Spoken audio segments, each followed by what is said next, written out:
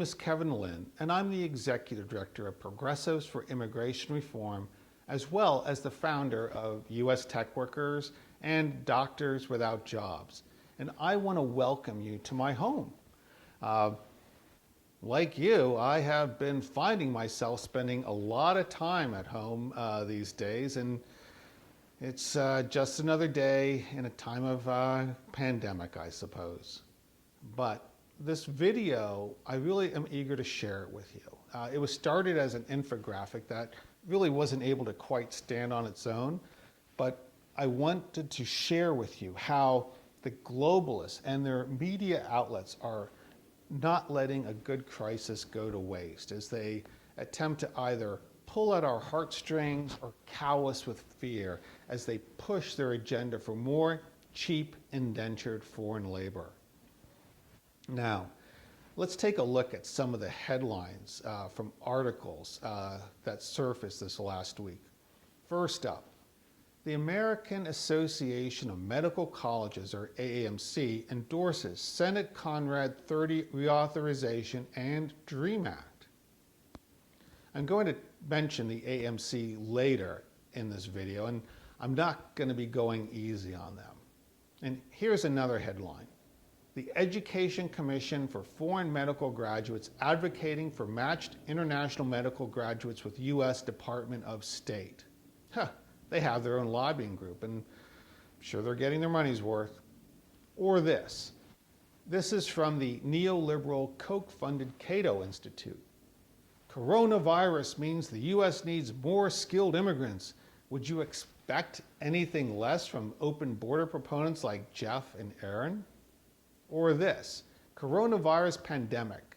Are we looking at yet another exodus of workers from the USA? Close to 20 to 30% of Indian H-1Bs and H-4 visa holders may be forced to return home in the next 5 to 7 months. But they say this as if it's a bad thing. Look, there are lots more, but I will close with this one from the LA Times, the Los Angeles Times, the paper that gives toilet paper a good run for its utility. Well, if it were up to me, I'd probably choose the toilet paper. Okay, the headline reads, foreign doctors on the front lines of COVID-19 fear deportation from the U.S. And I'll quote from that article.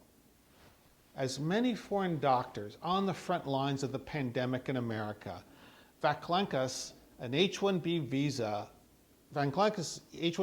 is tied to his employment, and he fears he could lose his status if he remains sick and is unable to return to work promptly at a hospital in Southwest Virginia.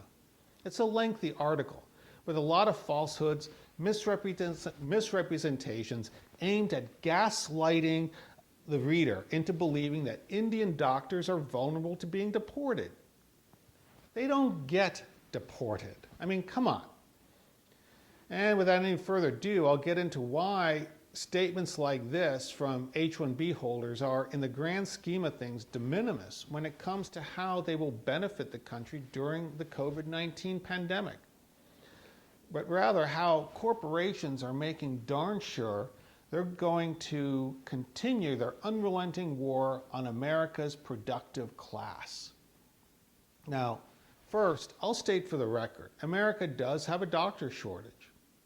And oddly, the AAMC, the folks who helped orchestrate that shortage, have been quick to point out that by 2032, the U.S. will be short some 122,000 physicians.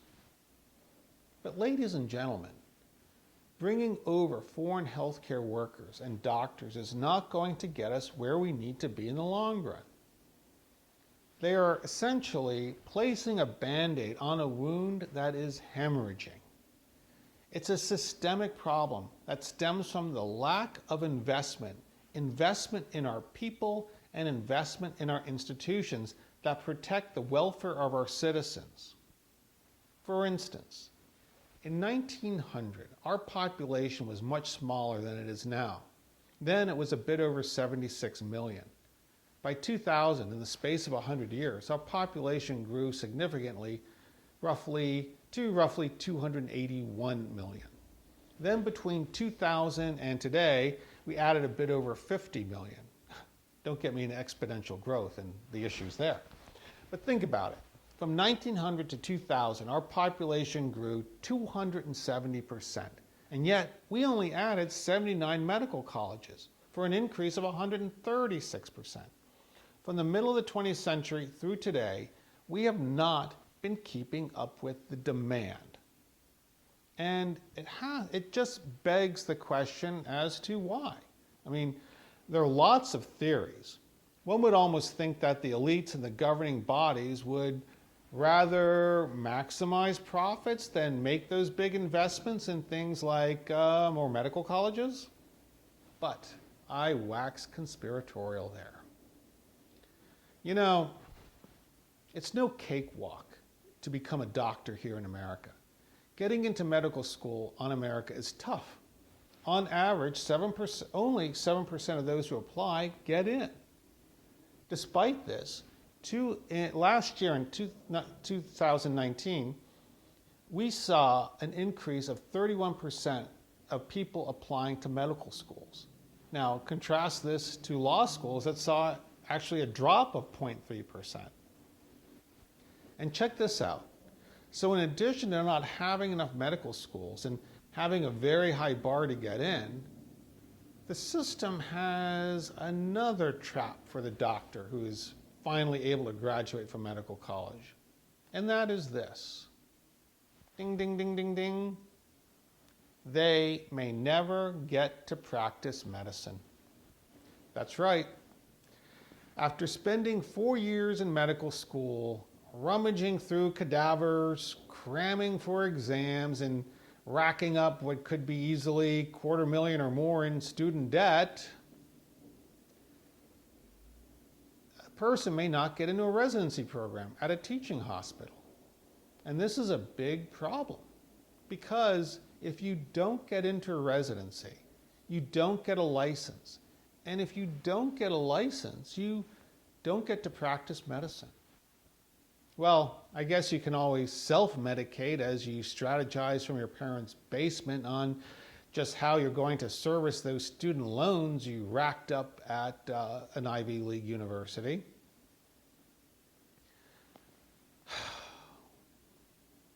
And that's what happens to about 6% of our seniors who graduate from medical school every year. Last month, 1,218 newly minted graduating doctors and about 800 from prior years were notified by their prospective universities that they were, in a word, fucked. But the absurdity continues. 4,220 foreign-trained physicians applied for and got residency positions at teaching hospitals here in the U.S. Now, to add insult to injury, we, the taxpayer, are paying for those residencies. We pay the stipend for the residents and a little for the overhead that comes with the on-the-job training they receive. Now, back to the visa and foreign workers. When a foreign-trained physician is granted a residency, they are given a J-1 visa, and their spouse and children or even a significant other are given J-2 visas. The J-1 visa is a temporary training visa that was designed to facilitate cultural exchanges between the U.S. and other countries. It's also temporary again. So after these doctors finish their residencies, they will return to their home countries. Interestingly, there are U.S. citizens who graduate from medical schools outside of the United States, and they have an even more difficult time getting a residency here in the U.S. But why is that? I mean, at least when they finish their residencies, they'll practice medicine more than likely here in the United States. Wouldn't that be good in both the short run and the long run? Gosh, and you wonder why we have a shortage of doctors. I mean, you have to be kidding me. You cannot make this stuff up. I mean, we're vulnerable in so many ways. Resident programs aside, I want to address those quote-unquote news stories that think the solution is bringing in more foreign doctors through the programs like H-1B. I mean, if you listen to them, you would think that H-1B workers, their ranks are just swelling with doctors, but they're not. In fact, less than 2.5% of all H-1B applications filed between 2010 and 2019 were for healthcare-related occupations. That's right, just 2.5%. And check this out. When you get granular on the data, only 31% of that 2.5% are doctors. Probably J-1 visa holders who want to stick around a little longer. And when you look even further at the companies that file the most H-1B applications for healthcare occupations, they're not hospitals. Sure, there are lots and lots of hospitals that sponsor H-1B visa workers. I mean, they want to get their staff on the cheap as well. But the biggest filer is CVS. Yep, your drugstore, CVS. They want cheap pharmacists. Then comes number 2, MedPro, a staffing firm for therapists and nurses. Yep. We here in America love our contract workers, or should I say contingent workers, gig workers, or whatever the vernacular today is. But that's another topic altogether. I'll save that for another day. I've been ranting a while, and it's not all complaints. I do have some solutions to this. There is light at the end of the tunnel, knock on wood. But before I talk about those, I want to bring up one more thing.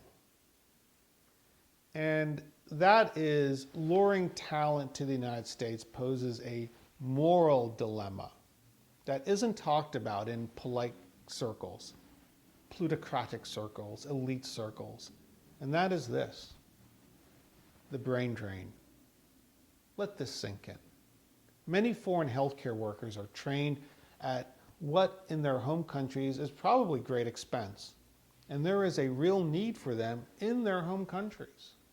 For instance, just this week, an Indian paper, The Telegraph, had a headline that read, "India doctor shortage drives rise in superbugs, report warns."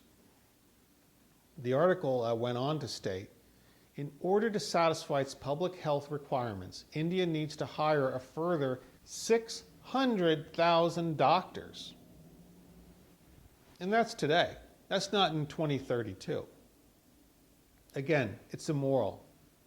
But that is how the elite neoliberals play the game. And the game is the unbridled movement of people and capital across international borders with the sole purpose of maximizing profits. It's all about efficiency, efficiency, efficiency. Drive those costs down. Keep the productive class slaving away and off balance. And in debt too. Don't forget the debt. Question, how is that playing out for us here in April 2020? I've been at this a long time. In the early 1990s, I and a bold few fought NAFTA, GATT, and the WTO. At that time, they called us nativists and xenophobes, and worse. Question, does moving all our manufacturing to China look like such a good idea now? Yet we don't seem to want to learn from these lessons. Remember when we told you not when we, but when they told us there were jobs that didn't have an economic right to exist, and the solution was to move those jobs overseas? Then we were told there were jobs Americans won't do. So the solution was to import workers to do those jobs. And now they're telling us there are jobs Americans can't do. We're not smart enough. They complain ad nauseum that skilled workers can't be found and talent acquisition has gone global. I say rubbish. Rubbish. But as promised, I do have some solutions for our healthcare institutions at least. America is healthcare insecure, and there's only one way to change that, and that is to make the necessary investments in our people and institutions, as I've said before. We need to safeguard our own well-being and the well-being of future generations. I mean, the reason this pandemic is costing us $2.5 trillion to fend off, as opposed to $35 billion, is because we got caught with our pants down. And it was our institutions that failed us and continue to fail us. First, prioritize U.S. citizens and graduates of U.S. medical college for all residencies funded by taxpayers. Second, create more residency programs. Supply and demand, right?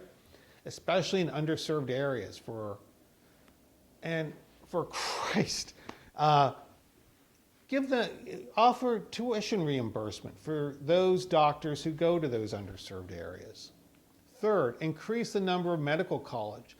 The demand is there based on what we're seeing from those wanting to pursue careers in medicine and our need for affordable and quality health care.